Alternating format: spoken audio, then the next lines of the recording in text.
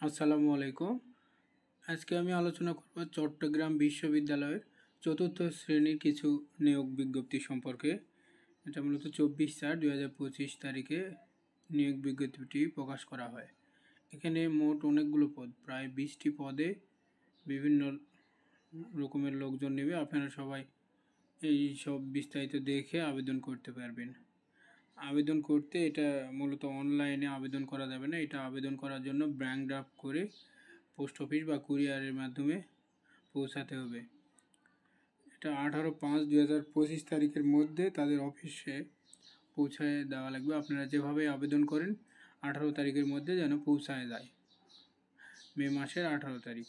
আরও বিস্তারিত জানার জন্য আপনারা ডিসক্রিপশন বক্সে লিঙ্ক দেওয়া থাকবে, সেখানে দেখে আবেদন করতে পারবেন। সকলকে ধন্যবাদ। আসসালামু আলাইকুম।